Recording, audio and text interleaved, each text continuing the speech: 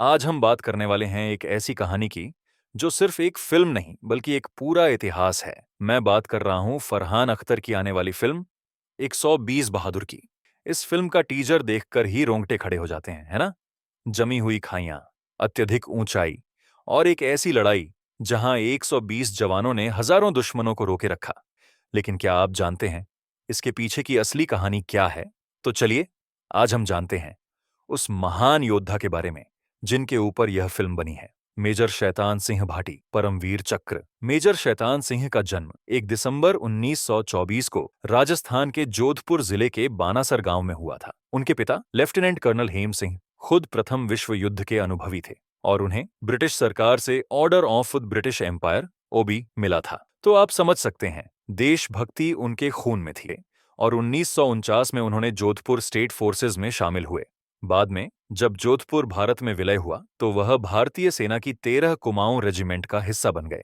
1962 तक वह मेजर बन चुके थे और उन्होंने नागा हिल्स में आतंकवाद विरोधी अभियानों और गोवा मुक्ति में भी हिस्सा लिया था।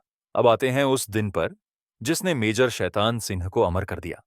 18 नवंबर 1962 भारत चीन युद्ध के दौरान लोकेशन थी लद्दाख का चुशुल सेक्टर, रिजांग ला दर्रा। ये कोई आम जगह नहीं थी दोस्तों। 16,000 से 18,000 फीट की ऊंचाई पर जहां सांस लेना भी मुश्किल था। और इसकी रणनीतिक महत्ता क्या थी?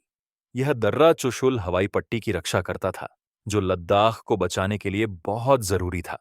इस पूरी लड़ाई में मेजर शैतान सिंह ने कमाल की नेतृत्व क्षमता दिखाई। भले ही उन्हें मशीन गन से पेट और हाथों में गोली लगी थी, वह फिर भी एक पोस्ट से दूसरी पोस्ट तक जाते रहे, अपने जवानों का हौसला बढ़ाते रहे।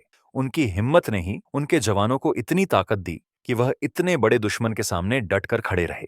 जब उनके जवान उन्हें निकालने की कोशिश कर रहे थे और चीनी सेना की भारी गोलीबारी शुरू हो गई, तो मेजर सिंह ने उन्हें अपनी जान बचाने के लिए वहां से जाने का आदेश दिया। उन्होंने एक पत्थर के पीछे अपनी आखिरी सांस ली। 3 महीने बाद जब उनका शरीर मिला तो वह अब भी अपनी राइफल पकड़े हुए थे। इस लड़ाई में 120 में से 114 भारतीय सैनिकों ने अपनी जान दे दी। उन्होंने चीनी सेना को ऐसा करारा जवाब दिया कि उनके करीब 1300 सैनिक मारे गए। मेजर शैतान सिंह को उनकी इस अद्भुत वीरता और बलिदान के लिए मरणोपरांत परमवीर चक्र से सम्मानित किया गया, जो भारत का सबसे बड़ा सैन्य सम्मान है। तो दोस्तों, ये थी मेजर शैतान सिंह की असली कहानी। आप इस कहानी के बारे में क्या सोचते हैं? कमेंट सेक्शन में जरूर बताना। अगर आपको यह वीडियो पसंद आया तो लाइक करें, अपने दोस्तों के साथ शेयर करें और हमारे चैनल को सब्सक्राइब करना ना भूलें।